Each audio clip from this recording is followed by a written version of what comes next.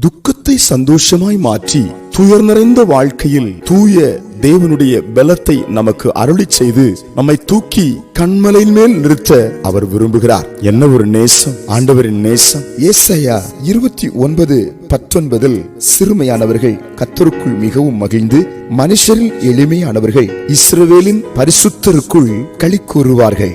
அன்புக்குரியவர்களே, சிறுமையானவர்களையும் எளிமையானவர்களையும் ஆண்டவர் ஒருபோதும் மறப்பதில்லை. நாம் நினைக்கலாம், நான் சிறுமைப்பட்டு கொண்டிருக்கிறேன், என் வாழ்க்கை எளிமையா இருக்கிறதே. நம்முடைய கணக்கு வேற, ஆண்டவருடைய கணக்கு வேற.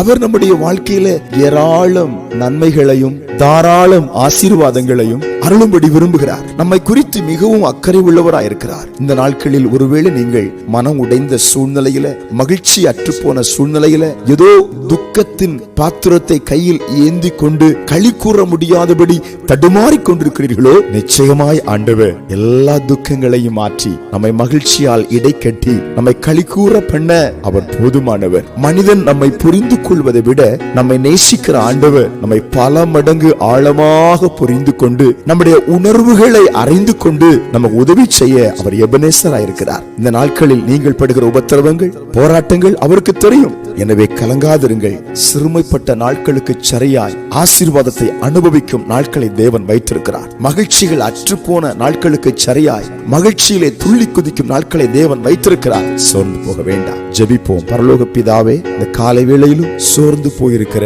துக்கத்தோடு இருக்கிற மக்களுக்கு உம்முடைய ஆறுதலின் கரம் இறங்குவதற்காய் ஸ்தோத்திரம்.